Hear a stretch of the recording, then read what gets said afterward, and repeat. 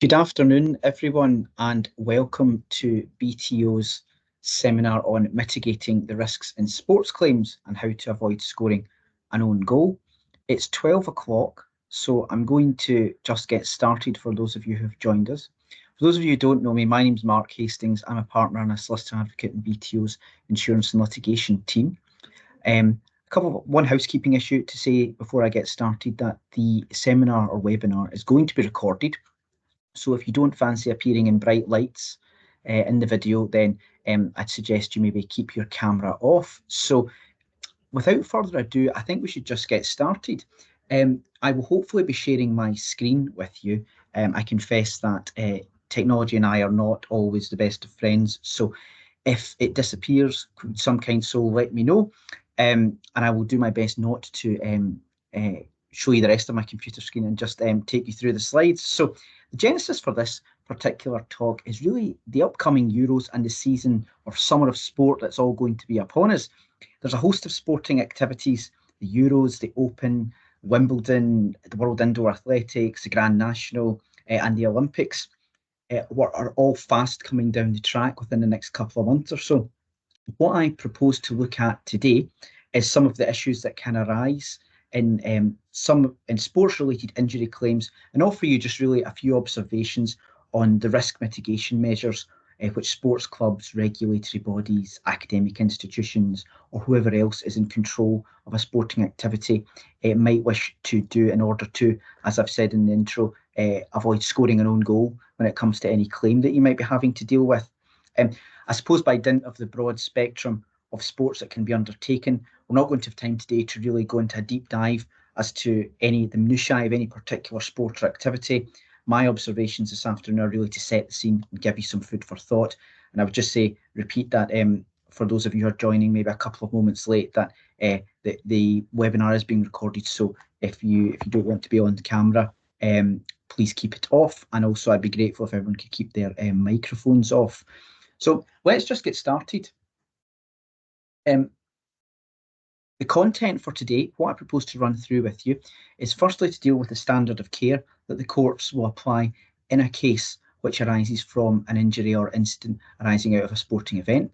We'll then turn to look at who might be at risk, what kind of bodies or institutions might be vulnerable to facing particular claims. I'll then turn to look at some claims defensibility tactics and issues for insurers and companies or institutions to consider when they're dealing with these type of cases, and then run you through some case examples with a bit of miscellaneous put in at the end. So the standard of care is probably trite to say before we go into the minutiae of that all sporting activity, apart from maybe bowls and maybe curling, but even then, carries an inherent risk of injury, particularly so in contact sports such as football, rugby, hockey, where the opponents engage with each other as part and parcel of the game. Collisions do occur, injuries are commonplace. The question really, in terms of for an insurer, a claims point of view, is when is the line crossed between an injury in the course of a match tipping into conduct that's tortuous or as a delictual wrong. It's fairly obvious to say that those participating in a particular sport and the organisers or people officiating the sport owe a duty of care to the participants. So the standard of care against which the conduct is going to be tested and what would constitute a breach of duty is really going to be determined by the particular laws of that game in question.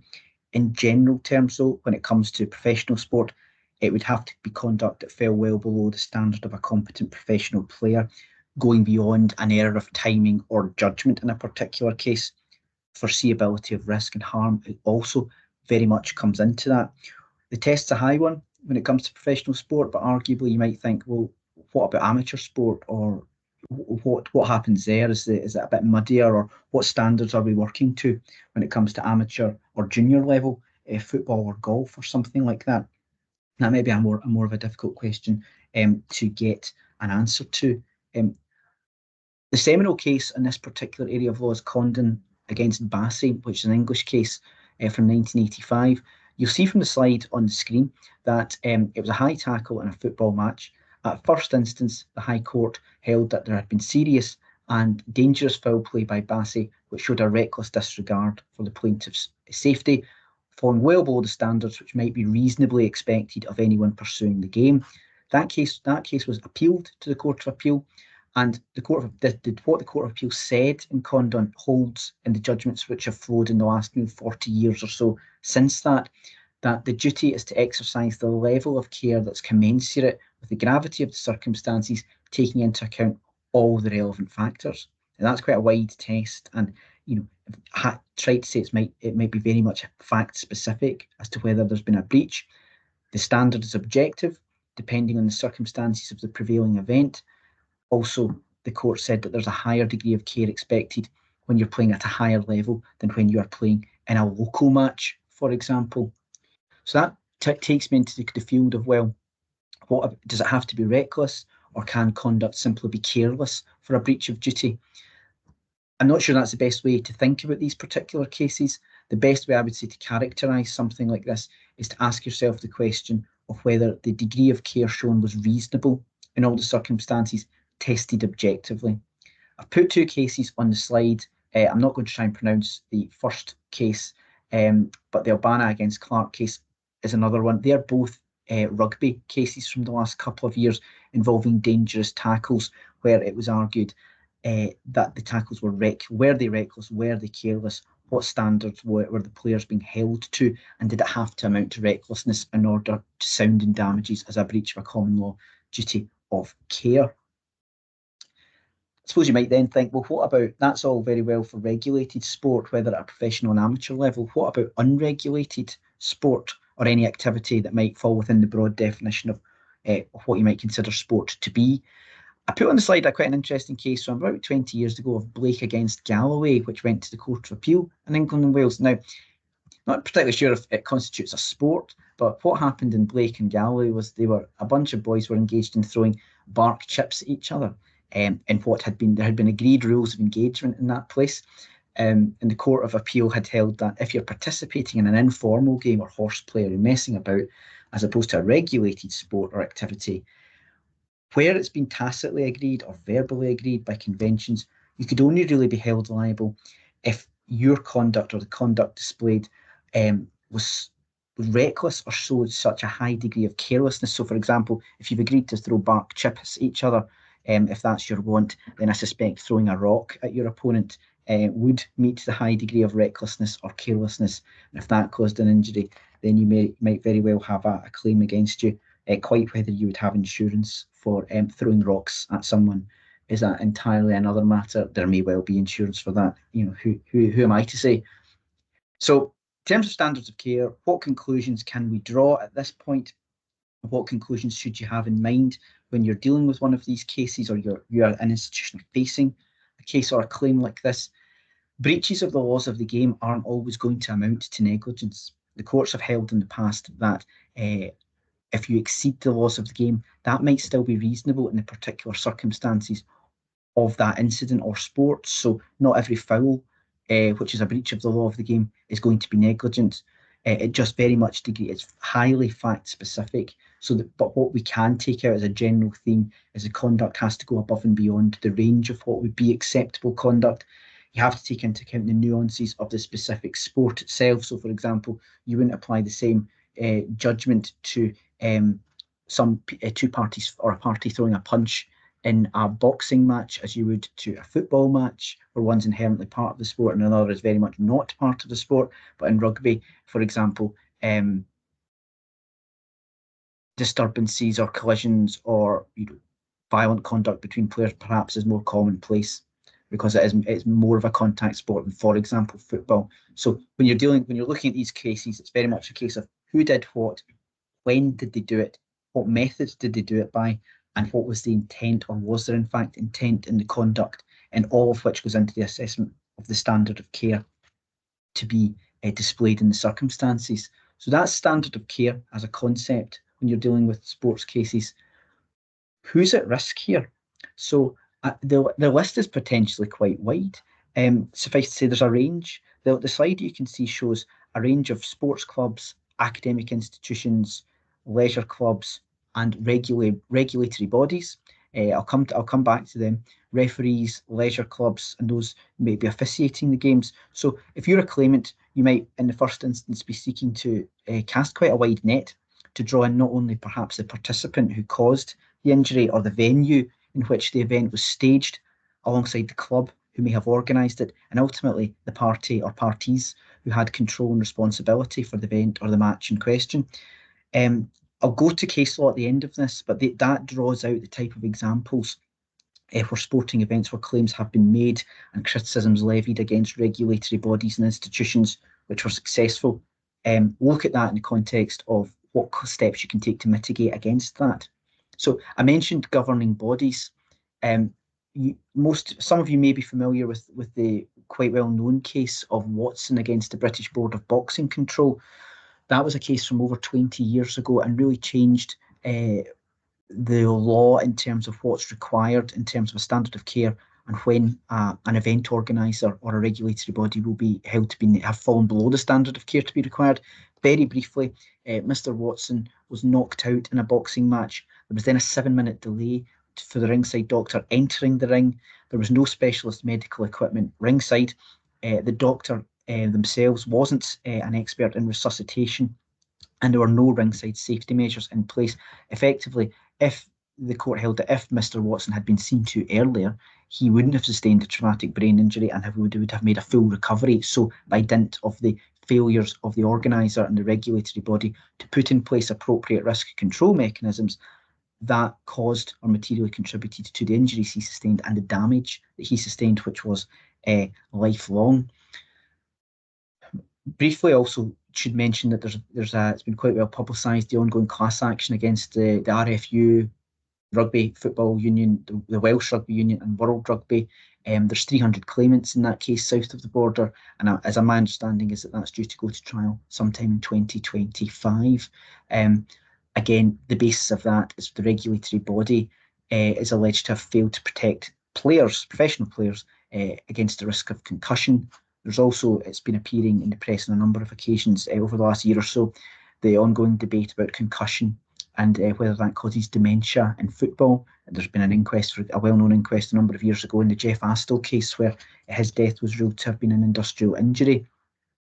So on the point of governing bodies, I've put on the slide a case from across, I was going to say across the pond. Australia is not across the pond. Australia is on the other side of the world.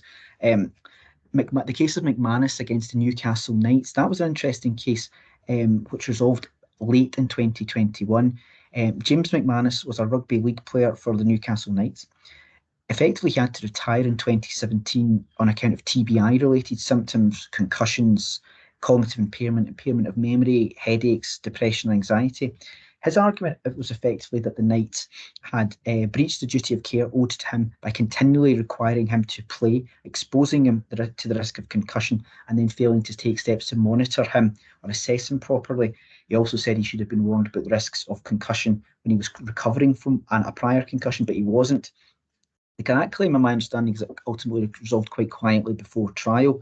Apparently no payment was made to Mr. McManus, and what was interesting though was the league's concussion protocols were never tested before the court, or nor were they exposed.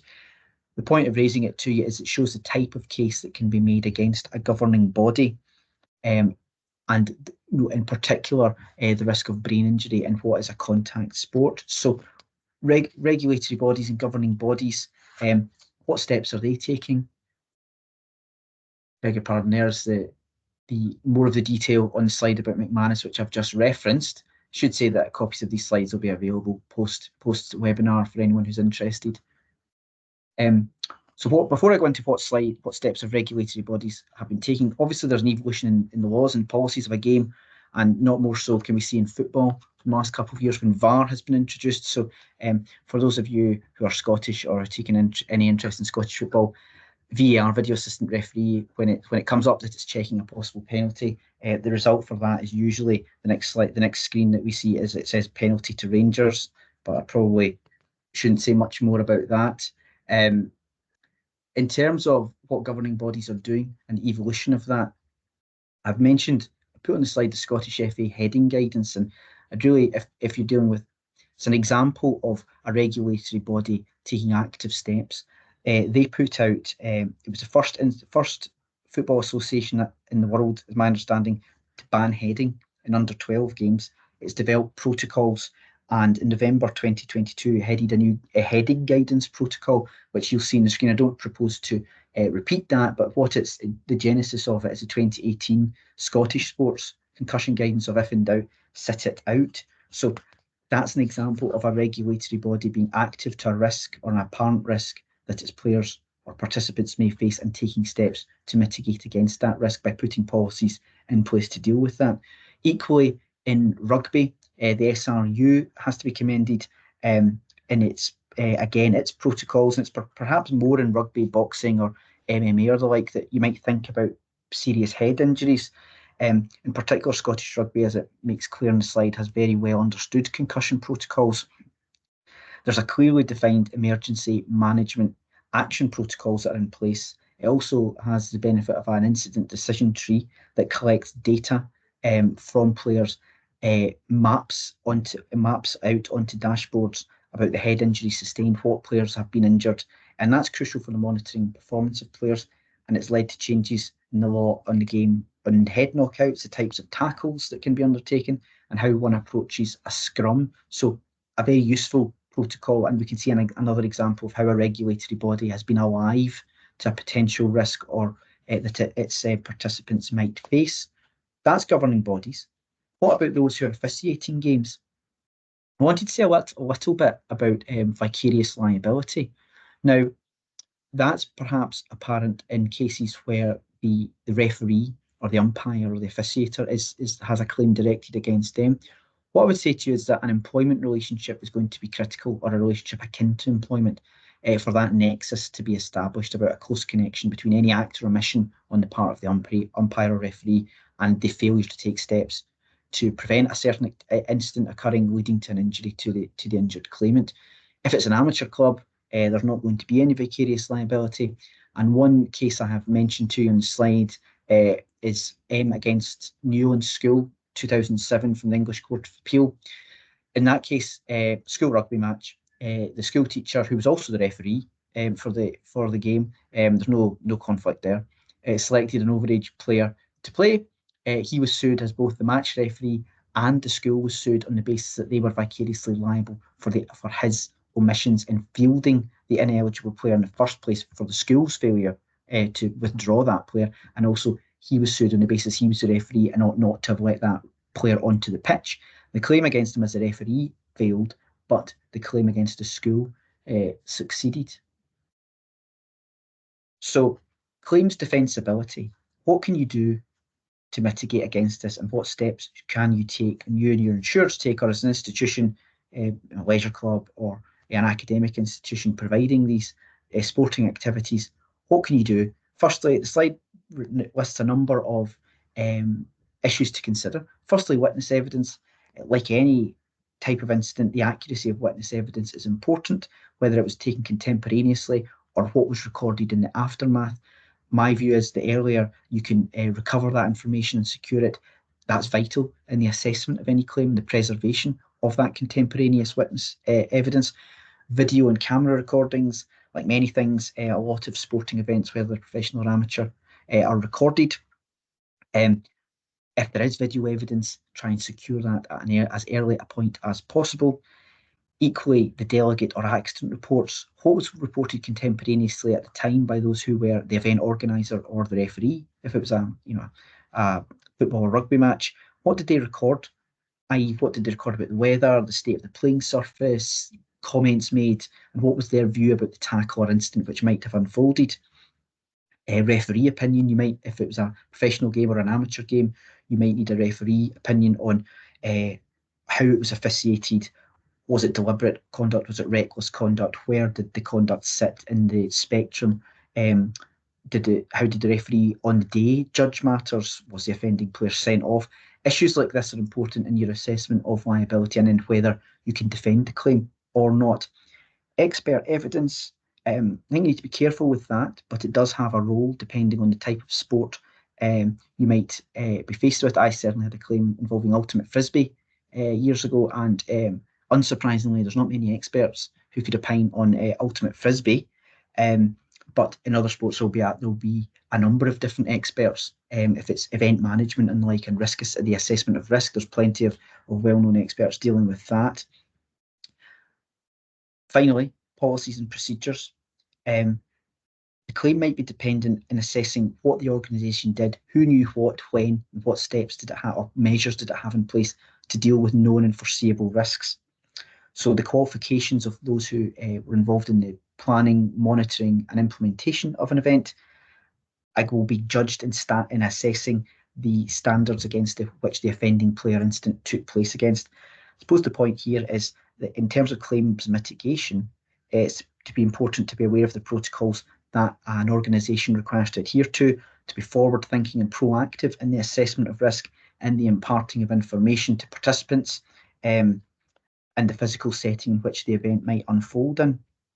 So I mentioned the assessment of risk.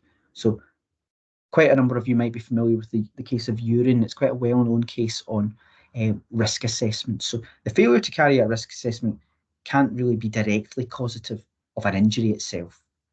Failure to write something down on a piece of paper or on a computer isn't going to directly cause an injury, but what it can do is be the indirect cause of an injury if a suitable risk assessment would have resulted in a particular control measure being undertaken that itself would have prevented an injury occurring. That type of case depends upon a hypothetical consideration of what would have occurred if there had been a proper risk assessment. So when you're assessing risk, you want to look at the social utility of the event in question balanced against the risks and the cost involved. So the scope of the duty should be informed by the social value of the event in question. And again, Blake against Galloway, the recklessness or high degree of carelessness, you might be thinking about it in those terms. The claims defensibility criteria or things to think about that I've mentioned, I think I wanted to give you a practical, I suppose, real life example of a case I dealt with a year or so ago. Now, believe it or not, egg and spoon is actually a sport, or it was alleged to be a sport. It's not a race. Well, it is a race, but it's not really a race if you think about it. So you need to be aware of the overexcited or excited participants. The slide that I've got on up for you just now shows someone at the left-hand side midway through or toward the end of their particular race. They are careering forward toward a wall, and then the inevitable happens and they crash into the wall. That case, again, there was video evidence of this particular incident. There was officials that you might be able to see. Somebody's with a yellow clipboard, and a couple of other officials are obscured by the participants in the race. That was a case where there was early investigation undertaken, contemporaneous witness evidence, contemporaneous risk assessments. A dynamic risk assessment was also undertaken on the day. There was video evidence, all which very much helped shape the assessment of, well, is there a claim here? If there is a claim, what is the basis of the claim, and on what grounds can it be defended? So to give you an example of where that, so you can see on the slide that that particular pursuer found themselves careering into a table. Now, in terms of the assessment of what the company or institution had done, it was a mum's egg and spoon race carried over a very short distance. The start line was 5 metres out from the wall. The finish line in the runoff area was 7 metres away from the back wall. The game, it wasn't intended to be a competitive sprint. It was a fun. There was a social utility to what the participants were doing. It was a fun day for children primarily. There was a table at the far end, and the pursuer's argument was effectively there was a failure to risk assess. The walls should have been padded.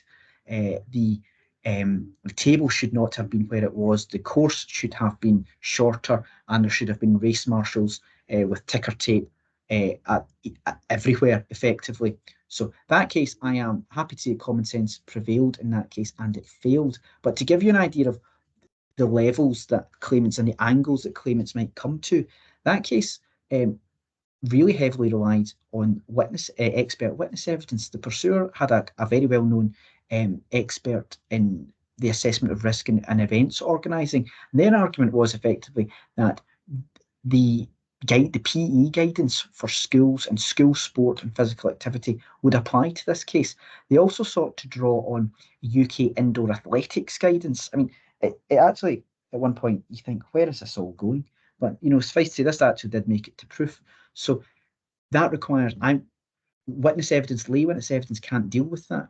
Now, a judge or sheriff might be able to take their own view on the applicability of otherwise, of specific guidance in other industries. And that might be relevant if in an unregulated case, where something like a sports day or a corporate work away day, which has a sporting element to it. What standards are you judging what a company or institution has done by, and is that appropriate in the circumstances? So that gives you an example of the type of case, and harking back to the claims defensibility list of things or steps you might want to think about taking. So if I've mentioned that, I wanted now to turn briefly to the quantum of claims. Now, there's obviously going to be a spectrum of claims. If it's an amateur sport, then it might not be that it won't be of the injured party's career. If it's an injury involved in a professional game, the quantum of it can be more of an art than a science.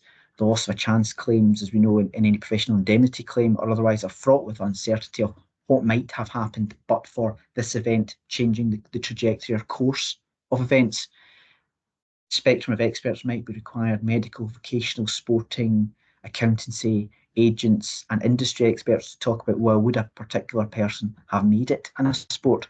The case of Collett against Smith is quite well known. Mr. Collett was a professional footballer, I think, for Middlesbrough, who was injured in a tackle back in 2009. And ultimately, I think he was awarded about £4 million. And there's a slide will come to this, but it gives you an example of he would have made it, but for the injury. And the case deals with the type of experts that the court required to hear from and what weight the court placed on that expert evidence in a particular field, in that case football, in order to determine broadly what the value of the claim was going to be.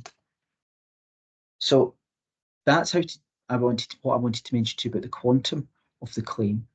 In terms of case examples, and I'll run through these, it's just to give you an idea of the type of cases that the courts have seen over the years when it's dealing with sports-related injuries. There's been quite a lot of football and rugby-related cases.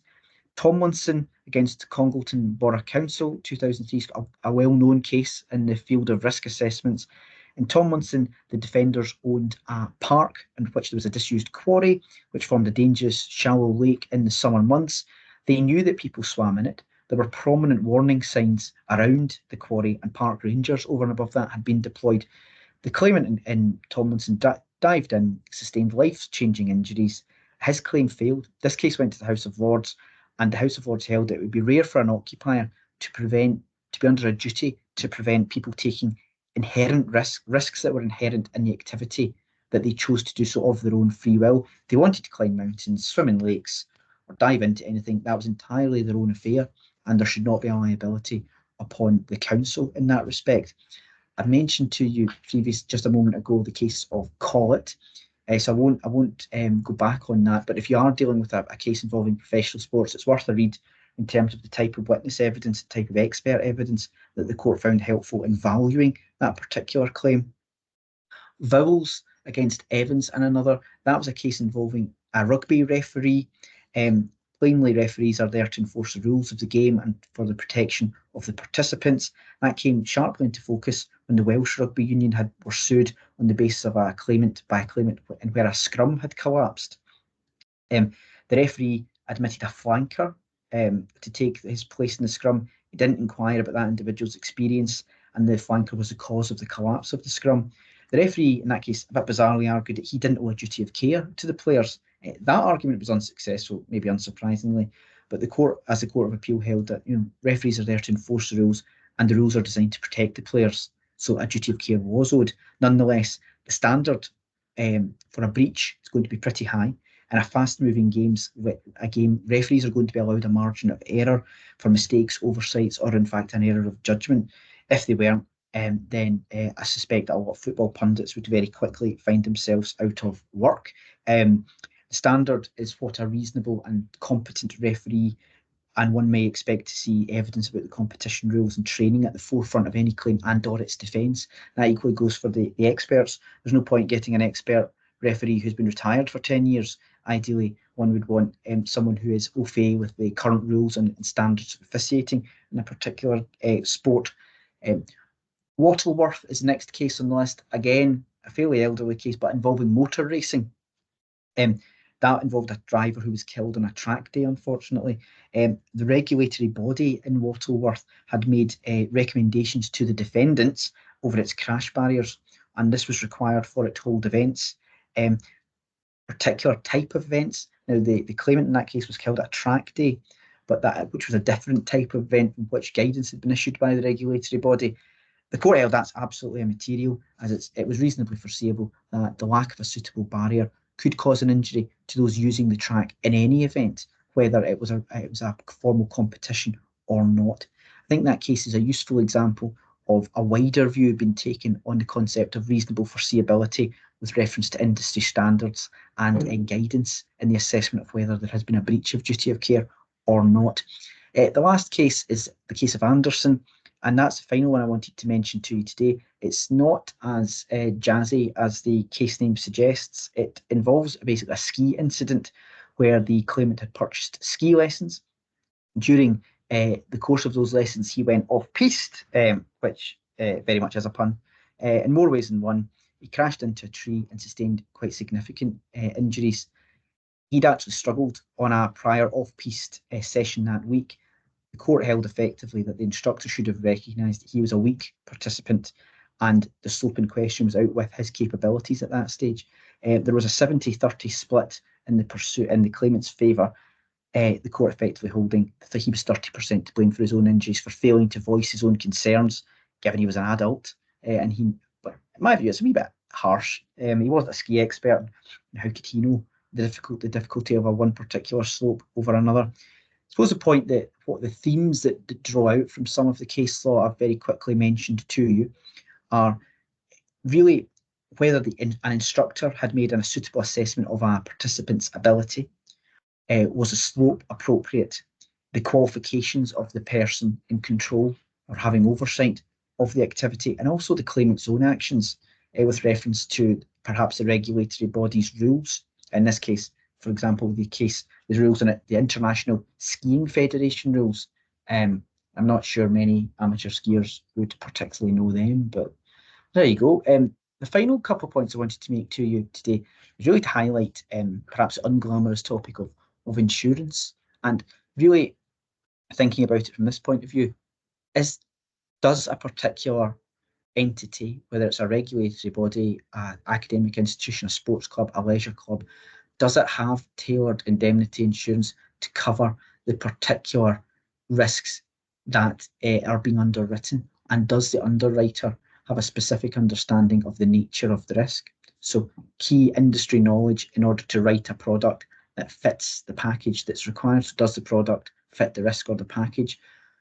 Equally, you're going to have advances in medicine, the rules of particular sports and science. So that can sometimes become an issue in policy coverage as to whether the risk is covered under an OL policy, an EL policy, or a PI policy in certain instances. So something to consider, particularly when you are perhaps the party being asked to pay for these claims.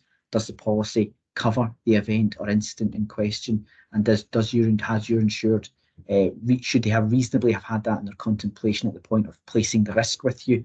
And if are you been asked to meet a claim or a particular risk that wasn't within the scope of the proposal made at the material time at policy inception? So that is a run through of quite a brief run through of sports related injuries given the upcoming summer of sport that we have. I'll stop sharing my screen just now. I would just ask this opportunity if anybody has any questions at this point. Happy to take them if anything has arisen during the course of my going through those slides. I'm happy to deal with that now. If you don't want to raise your hand, I'm happy to take any questions via email or after the event. So give a couple of moments if anybody would like to raise anything.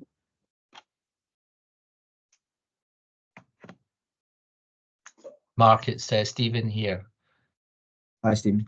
Hi, I know a little bit about that case that you were involved in involving the egg and spoon race, which was definitely an interesting one for us all. But I wondered, I honestly say I don't actually remember this part of the outcome, but the case having gone to proof and there having been expert evidence in it, was there any comment from the judge about the appropriateness or otherwise of the expert evidence that was led, and whether actually the court viewed it more as a kind of common sense case or one that really required that expert input? The latter. The sheriff took a very pragmatic, common sense view, effectively saying the wall is there, it didn't move, you could see it, you ought to have seen it. If you chose to run an egg and spoon race, I was going to say 100 miles an hour, it wouldn't be anywhere near that. But if you chose to run it too fast, that was entirely of your own making. So very much on the line of Tomlinson there. It had to grapple with the expert witnesses because the pursuer was effectively making a case that was quite simple at its core, more complicated by drawing in standards of care and regulatory policies and guidance from other sports and trying to shoehorn that particular incident into rules and regulations that were designed for something completely different. So, there was reference to in indoor athletics, for a 60-metre track, you need a 20-metre runoff, so a third. In this instance, the track, was more than the runoff was more than a third. And only if it's a third, do you need to have matting. Now that obviously instigates somebody running full pelt to the finish line and then requiring a runoff distance. It's entirely different to something that's meant to be light and a matter of fun. And also important was the cost of making repairs or taking steps in mitigation would entirely outweigh the social benefit of hosting the event in the first place. So you would make it far too expensive and prohibitive so that event organisers wouldn't bother, because they would have to maybe think about, did their insurance cover it, and also the costs of getting any equipment or personnel in to guard against risks that were fairly obvious. So a very sensible decision, but a painful one to get to. I suppose, though, it's in the sort of range of events that might be available, this is kind of really pretty far down the sort of unregulated fun end, where perhaps common sense does prevail, and it wouldn't take very much more sort of organisation or complication to the event to perhaps make the courts take a different view about the level of precautions that were required.